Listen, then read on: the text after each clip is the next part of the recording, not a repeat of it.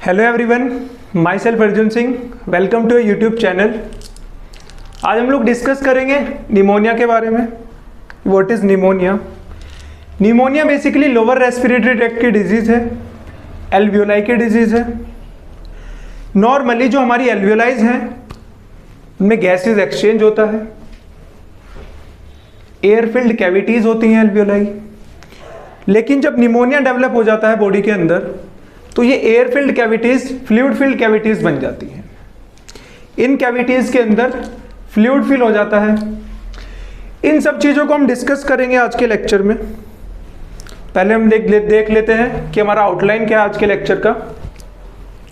सबसे पहले हम स्ट्रक्चर ऑफ रेस्पिरेटरी सिस्टम पढ़ेंगे, फिर हम एल्वियोलाई का स्ट्रक्चर पढ़ेंगे, फिर डिफ्यूजन के लॉज के बारे में हम लोग पढ़ेंगे कि गैसेज एक्सचेंज नॉर्मली किस तरीके से होती है हमारी बॉडी के अंदर। फिर हम निमोनिया का पॉजिटिव एजेंट के बारे में पढ़ेंगे, फिर मोड ऑफ ट्रांसमिशन पढ़ेंगे कि एक इन्फेक्टेड पर्सन से हेल्दी पर्सन में निमोनिया किस तरीके से ट्रांसमिट होता है, पॉजिटिव एजेंट किस तरीके से ट्रांसमिट होता है निमोनिया का। फिर हम सिम्टम्स पढ़ेंगे। चलिए स्टार्ट करते हैं रेस्पिरेटरी सिस्टम के स्ट्रक्चर से।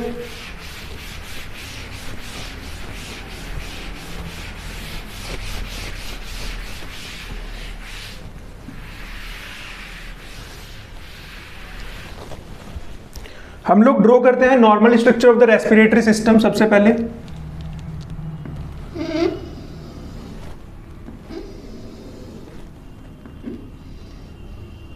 ये लैरिंग्स है, लैरिंग्स कंटिन्यू करता है ट्रैकिया के साथ, और ट्रैकिया जहां से डिवाइड करता है इसको हम लोग बोलते हैं प्राइमरी ब्रोंकस या प्राइमरी ब्रोंकाई, और एंटर करता है लंग्स के अंदर। प्राइमरी ब्रोंकस या प्राइमरी ब्रोंकाई डिवाइड करती है और फॉर्म करती है सेकेंडरी स्ट्रक्चर्स, जिसको हम लोग बोलते हैं सेकेंडरी ब्रोंकाई। सेकेंडरी ब्रोंकाई फिर से डिवाइड करते हैं और टर्शियरी स्ट्रक्चर बना लेते हैं, टर्शियरी ब्रोंकाई। और जो टर्शियरी ब्रोंकाई है ये कंटिन्यू करता है एल्वियोलर सैक्स के साथ।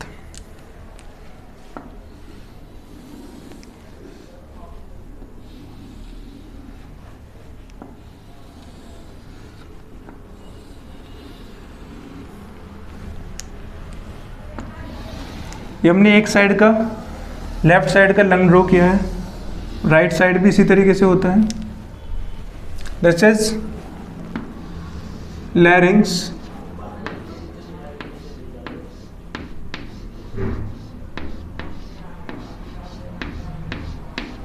This is trachea. ट्रैकिया को ही हम लोग विंड पाइप बोलते हैं या एयर पाइप बोलते हैं।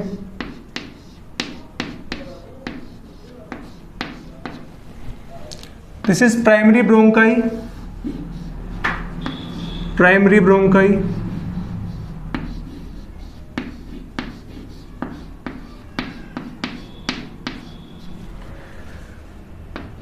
This is secondary bronchi.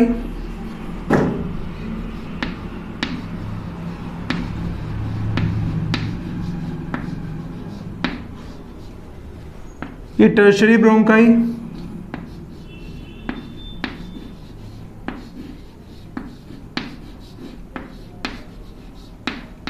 And alveolar sacs.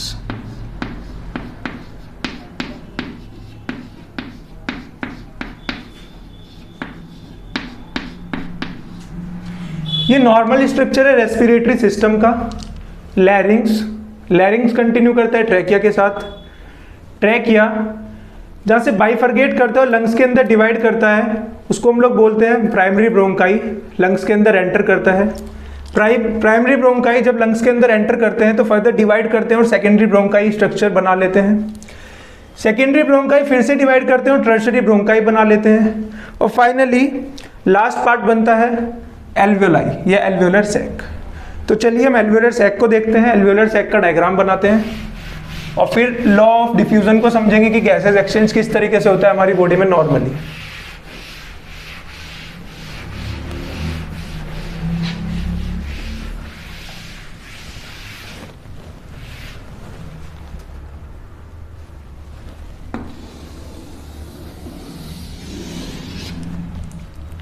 ये एल्वियोलाई है। हमारा पूरा रेस्पिरेटरी ट्रैक्ट म्यूकस मेम्ब्रेन से लाइन रहता है। ये मैं म्यूकस मेम्ब्रेन ड्रॉ कर रहा हूँ, और म्यूकस मेम्ब्रेन बनी होती है सिंपल स्क्वैमस एपिथेलियम की।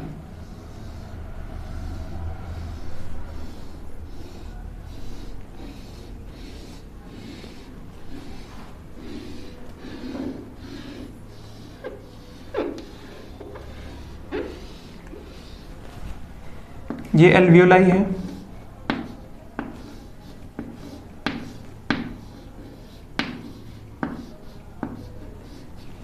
एल्वियोलाई किससे लाइन रहती है? म्यूकस मेम्ब्रेन से। पूरा रेस्पिरेटरी ट्रैक्ट म्यूकस मेम्ब्रेन से लाइन रहता है।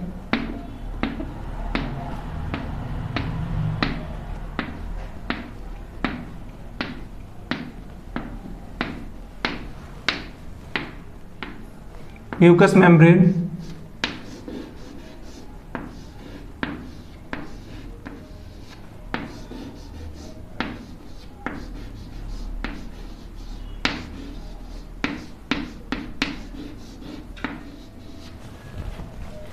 This is the structure of the alveoli. Alveoli को हम एयर कैविटी बोलते हैं या एयर सैक। एयर सैक, इसके अंदर जब हम लोग ब्रीदिंग करते हैं, इंस्पिरेशन करते हैं, इनहेलेशन करते हैं, एयर इंस्पायर्ड होती है तो ऑक्सीजन एंटर करती है, और एल्वियोलाई ऑक्सीजन रिच होती है। इसके अंदर ऑक्सीजन का कंसंट्रेशन बहुत ज़्यादा होता है। अब हम लोग ड्रॉ करते हैं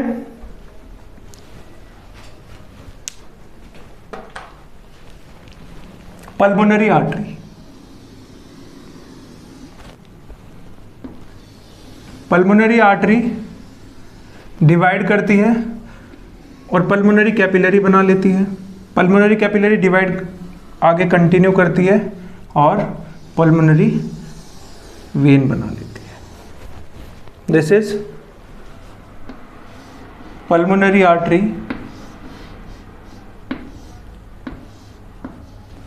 pulmonary capillary and pulmonary vein। हमारी बॉडी के अंदर ट्रिलियंस ऑफ सेल्स होते हैं, और हर एक सेल को फंक्शन करने के लिए, मेटाबॉलिज्म करने के लिए ऑक्सीजन की रिक्वायरमेंट होती है। तो जो पल्मोनरी आर्टरी होती है, pulmonary artery deoxygenated blood carry करती है। हार्ट से डीऑक्सीजनेटेड ब्लड लेके आती है और ये पल्मोनरी कैपिलरी में आ जाती है। ये जो पल्मोनरी कैपिलरीज के अंदर ब्लड है, ये कार्बन डाइऑक्साइड रिच है। जो एल्वियोलाई है, एल्वियोलाई ऑक्सीजन रिच है। तो लॉ ऑफ डिफ्यूजन ये कहता है कि गैसेस हायर कंसंट्रेशन से लोअर कंसंट्रेशन की तरफ मूव करती है। तो पल्मोनरी कैपिलरीज के अंदर कार्बन डाइऑक्साइड का कंसंट्रेशन ज्यादा होता है और एल्वियोलाई के अंदर कार्बन डाइऑक्साइड का कंसंट्रेशन कम होता है।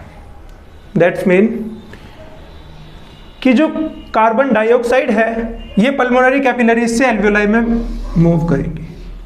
क्यों मूव करेंगी? क्योंकि एल्वियोलाई के अंदर कार्बन डाइऑक्साइड का कंसंट्रेशन कम है और पल्मोनरी कैपिलरी के अंदर कार्बन डाइऑक्साइड का कंसंट्रेशन ज्यादा है, तो इसलिए कार्बन डाइऑक्साइड पल्मोनरी कैपिलरी से एल्वियोलाई की तरफ मूव करेंगे। और ऑक्सीजन का कंसंट्रेशन एल्वियोलाई के अंदर ज्यादा है और पल्मोनरी कैपिलरी के अंदर कम है, तो ऑक्सीजन एल्वियोलाई से पल्मोनरी कैपिलरीज की तरफ मूव करेंगी। इस तरीके से जो हमारा ब्लड पहले डीऑक्सीजनेटेड था ये ऑक्सीजनेटेड हो जाएगा, और ये कैपिलरीज में जो ब्लड हो गया है ये ऑक्सीजन रिच हो गया है, और ये पल्मोनरी वेन के थ्रू हार्ट में चला जाएगा और हार्ट से पंप होके पूरी बॉडी में पंप कर दिया जाएगा। इस तरीके से हमारी गैसेस एक्सचेंज होती है। डिफ्यूजन लॉ फॉलो होता है यहाँ पर गैसेस एक्सचेंज के लिए। This is gases exchange.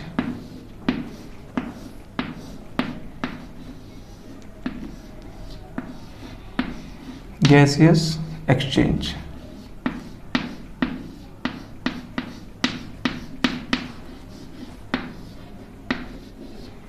This gases exchange follows the law of diffusion. तो हमने एल्वियोलाई का स्ट्रक्चर पढ़ लिया, डिफ्यूजन देख लिया कि डिफ्यूजन के थ्रू गैसेज एक्सचेंज किस तरीके से होता है। अब हम निमोनिया का कॉजेटिव एजेंट पढ़ते हैं कि निमोनिया का कॉजेटिव एजेंट क्या है। क्लास 12 एनसीईआरटी में chapter number 8 human health and disease, उसके अंदर निमोनिया को बैक्टीरियल डिजीज के अंदर रखा गया है। ऐसा नहीं है कि निमोनिया सिर्फ बैक्टीरिया ही कॉज करते हैं, वायरस भी निमोनिया कॉज कर सकते हैं और कभी कभी फंगस भी निमोनिया कॉज कर सकती है। According to NCERT class 12, causative agent बताया गया है बैक्टीरिया को।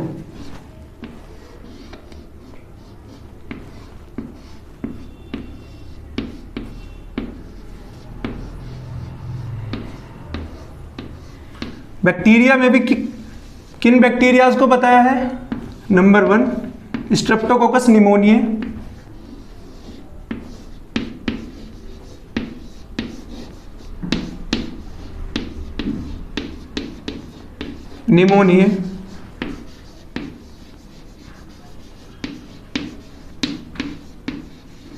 And second Haemophilus इन्फ्लुएंजाe।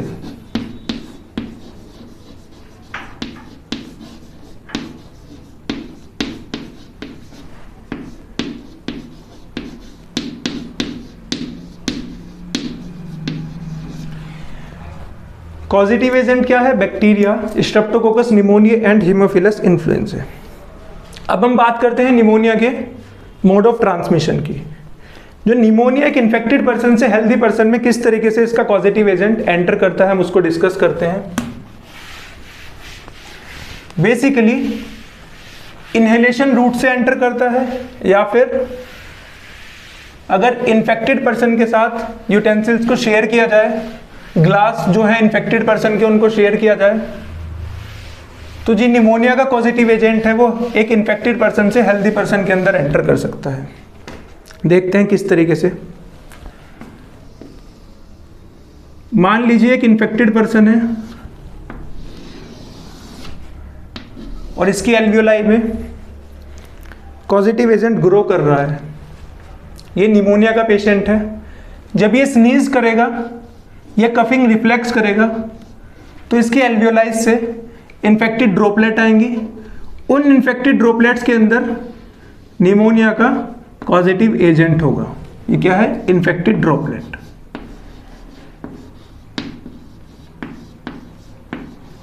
Infected droplet.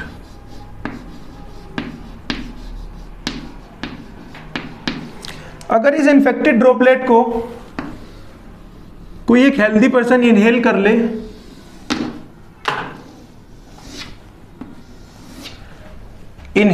Inhalation के थ्रू, तो ये इसके एल्वियोलाई में सेटल डाउन हो सकती है by inhalation root.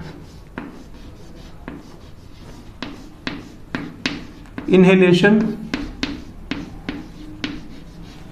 Of infected droplet. Infected droplet, ठीक है। अब हम देखते हैं कि किस तरीके से डिजीज डेवलप होगी नॉर्मल एल्वियोलाई के अंदर, क्या क्या चेंजेस आएंगे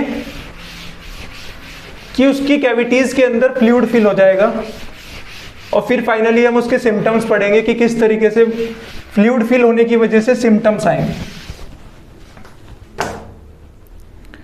हम ड्रॉ करते हैं, ये एक नॉर्मल एल्वियोलाई है, कंपेयर करेंगे। ये इसकी म्यूकस मेम्ब्रेन है,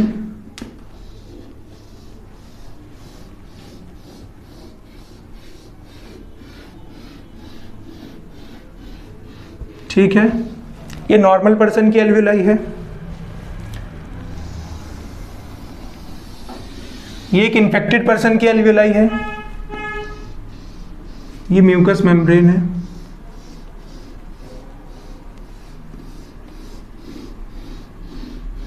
म्यूकस मेम्ब्रेन से लाइन रहता है।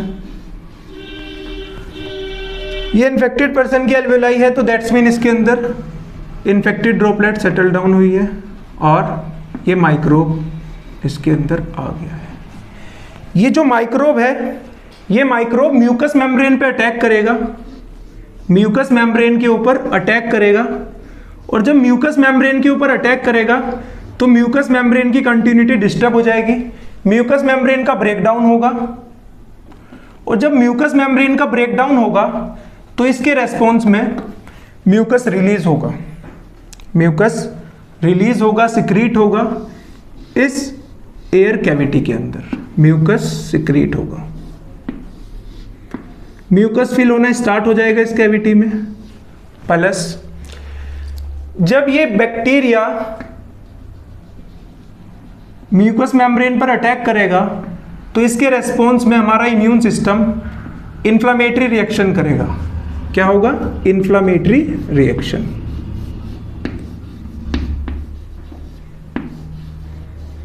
तो इन्फ्लामेटरी रिएक्शन होगी तो इन्फ्लामेटरी सेल्स इसके अंदर एक्यूमुलेट होने स्टार्ट हो जाएंगे, इन्फ्लामेटरी सेल आ जाएंगे इसके अंदर, इन्फ्लामेटरी सेल्स। जब इन्फेक्शन बढ़ेगा तो पस सेल भी इसके अंदर डिपॉजिट होने स्टार्ट हो जाएंगे, पस सेल फॉर्मेशन हो जाएगा, पस सेल फॉर्मेशन। तो ये सारी चीजें इस एयर सैक के अंदर भरनी स्टार्ट हो जाएंगी। तो जो एयर कैविटी थी ये फ्लूइड से फिल्ड होनी स्टार्ट हो जाएगी, ये फ्लूइड फिल हो गई है, fluid filled cavity.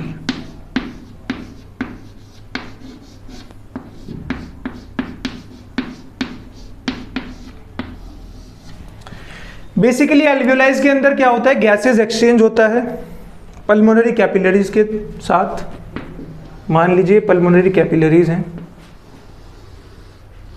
Pulmonary artery and pulmonary vein.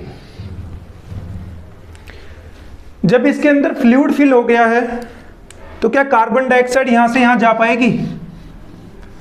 Pulmonary capillary से क्या कार्बन डाइऑक्साइड एल्वियोलाई के अंदर जा पाएगी? क्या ये एक्सचेंज पॉसिबल होगा? नहीं, क्योंकि इसके अंदर म्यूकस फिल हो गया है, फ्लूइड फिल हो गया है, तो ये नहीं होगा।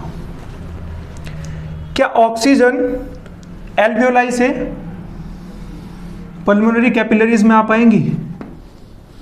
नहीं आ पाएंगी। क्यों नहीं आ पाएंगी? क्योंकि इसके अंदर फ्लूइड फिल है कैविटी के, म्यूकस मेम्ब्रेन जो है ब्रेकडाउन हो गया है म्यूकस मेम्ब्रेन का। तो म्यूकस मेम्ब्रेन के ब्रेकडाउन की वजह से म्यूकस सिक्रीट हुआ, इसके अंदर फ्लूइड फिल हो गया। तो जब यहीं से ये ऑक्सीजन अंदर नहीं आ पाएगी एल्वियोलाई के अंदर, तो वो ऑक्सीजन आगे ही नहीं जाएगी। ठीक है, तो गैसेज एक्सचेंज भी डिस्टर्ब हो जाएगा। तो इस तरीके से नॉर्मल जो एल्वियोलाई थी नॉर्मल पर्सन की, जब उसके अंदर माइक्रोब एंटर किया, माइक्रोब ने म्यूकस मेम्ब्रेन को अटैक किया, म्यूकस मेम्ब्रेन ने उसके रेस्पॉन्स में म्यूकस सिक्रीट किया, इन्फ्लामेटरी सेल्स आए उसको किल करने के लिए, पस सेल फॉर्मेशन हुआ, और ये सारे के सारे एल्वियोलाई के अंदर फिल हो गए।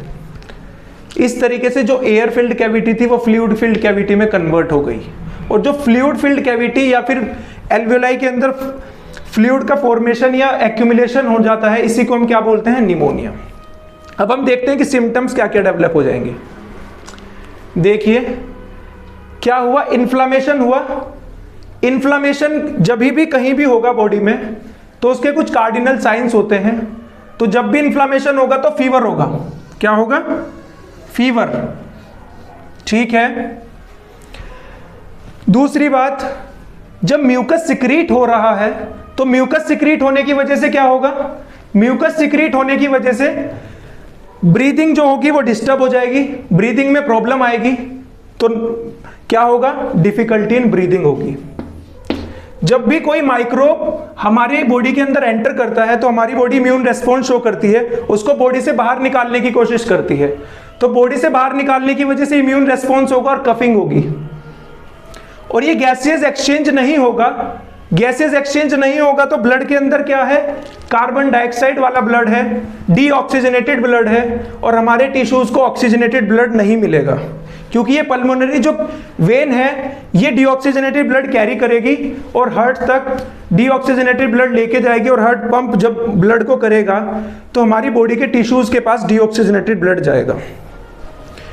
तो इसकी वजह से क्या होगा, जो हमारे लिप्स हैं और नेल्स हैं वो bluish to greyish appearance show करेंगे। This is all about today's lecture. Thank you so much.